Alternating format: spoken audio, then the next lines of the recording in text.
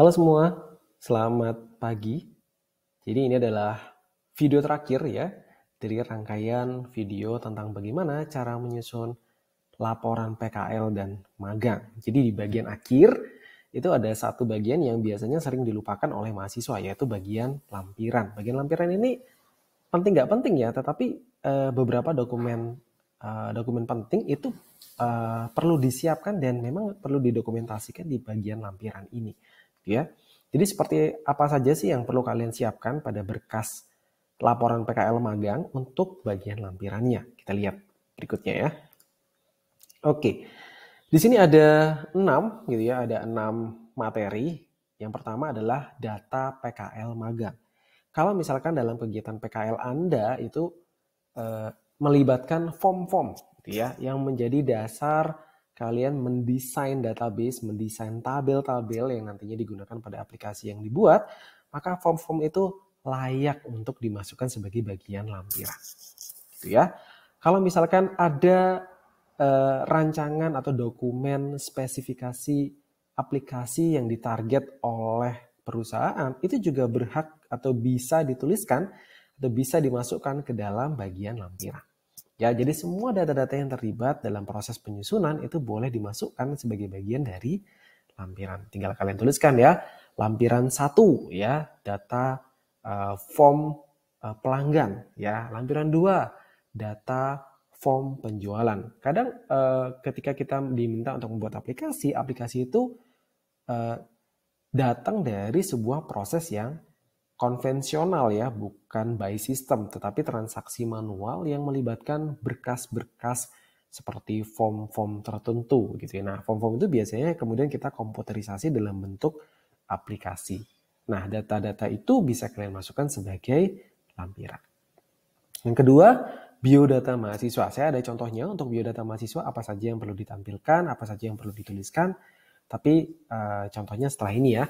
Jadi kurang lebih biodata mahasiswa itu juga perlu untuk dituliskan.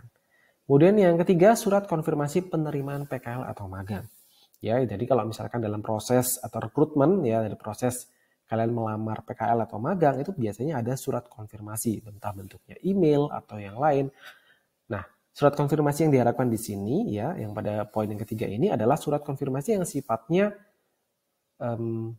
legal ya, sifatnya benar-benar sudah sesuai dengan dokumen real perusahaannya gitu.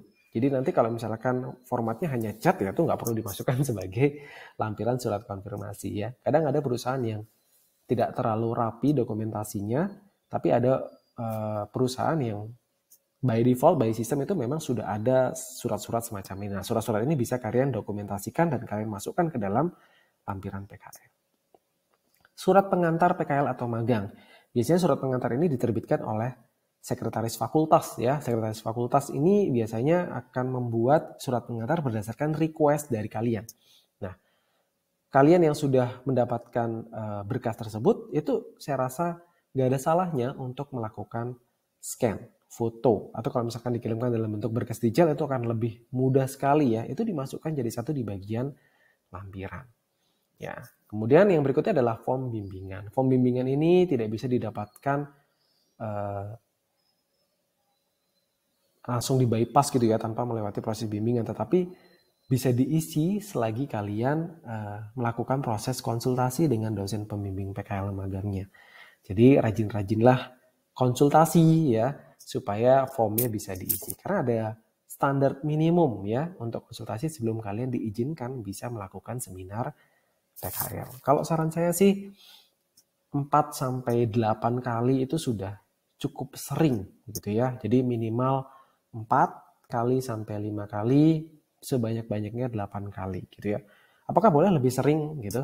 Boleh banget gitu ya, tetapi sekali lagi kebijakan untuk melakukan konsultasi itu semua ada di dosen pembimbing. Ada dosen pembimbing yang tidak keberatan jika didatangi setiap hari, tapi beberapa dosen, misalkan seperti saya, itu lebih menyukai proses yang bertahap. Jadi tidak mendadak di akhir saja konsultasinya, tetapi mulai dari awal. Jadi misalkan dia menyempatkan diri seminggu sekali untuk melakukan konsultasi, sehingga progresnya kelihatan. Gitu ya. Jadi nggak yang dikebut H-1 gitu, H-7 udah mau deadline seminar, dosennya dikebut, dipaksa untuk bisa merestui kontennya sehingga bisa maju seminar, tuh proses pembimbingan yang kurang baik menurut saya. Jadi saran saya bagaimana? Ya begitu pertama kali kalian keterima magang atau PKL, ya sowan dulu, ya datang ke dosennya, Pak, saya PKL di perusahaan ini, saya posisinya begini, kebetulan dapat topik ini dan pembimbing magangnya ini, gitu ya. Gak ada yang perlu dikonsultasikan, sapa dulu dosen pembimbingnya. Ya, mungkin pertemuan berikutnya tanya, gitu ya, tanya misalkan untuk bab 1 kira-kira seperti apa. Perhatikan konten bab satunya, jangan asal jadi kemudian disubmit ke dosennya sehingga dosennya harus berindak sebagai aplikasi ya, sebagai checker gitu untuk melihat typo yang kalian lakukan, formatting yang salah yang kalian lakukan gitu ya. Padahal sudah dikasih guideline penulisan masih juga nggak mau dilihat ya, nggak mau ditonton gitu ya. Jadi sempatkanlah untuk mencari tahu terlebih dahulu sebelum kalian submit konten ke dosen. Sehingga dosen juga enak ya menikmati proses bimbingan itu. Mengingat dosen ini satu dan yang dibimbing itu lebih dari satu gitu ya. Jadi kalau misalkan kebagian lelah-lelahnya dosen, nah, pentingnya komunikasi itu di sana. Jadi kalau misalkan sudah komunikasi dengan baik, saya rasa pasti feedback yang diberikan juga maksimal. Sehingga proses pembimbingannya maksimal. Jadi nggak perlu yang 16 kali ketemu baru jadi gitu ya, nggak perlu. Mungkin 4 kali, 5 kali sudah cukup, dia sudah menyusun laporan PKL dengan baik gitu ya. Jangan lupa membawa form bimbingan setiap kali bimbingan, itu penting ya untuk mengisi gitu ya. Kemudian form penilaian perusahaan. Nah, jangan lupa setiap kali kalian melakukan PKL ataupun magang, ada form yang sudah menjadi kewajiban buat kalian untuk menyiapkan dan memberikannya ke perusahaan. Ya, di perusahaan bisa melalui pimpinan atau supervisor kalian nanti akan menilai konten magang kalian ya. Nanti akan dinilai ada 10 poin di sana. Jadi saya kurang hafal ya kontennya, tapi kurang lebih poin itu akan kita serahkan untuk dinilai dari perusahaan. Jadi tolong bersikap tanggung jawab ya selama mengerjakan magang ya. Lakukan komunikasi yang baik ya. Taati aturan yang berlaku. Ingat kita di sana tidak lagi sebagai mahasiswa, tidak hanya sebagai mahasiswa, tapi juga sebagai pekerja magang perusahaan yang juga ada di bawah payung hukum dan aturan dari perusahaan tersebut. Kalau aturannya harus on time ya, cobalah on time. Ya, jangan sampai sering ngaret, apalagi bolos tanpa izin. Nah, kalau misalkan ada prosedur untuk meminta izin, taatilah prosedurnya. Gitu ya. Jadi data-data ini perlu disiapkan ya, untuk nanti dimasukkan ke bagian lampiran. Tidak ada penjelasan dan tidak perlu narasi deskriptif ya untuk menjelaskan semua komponen ini, cukup dilampirkan saja dan jangan lupa disematkan di bagian daftar isi juga.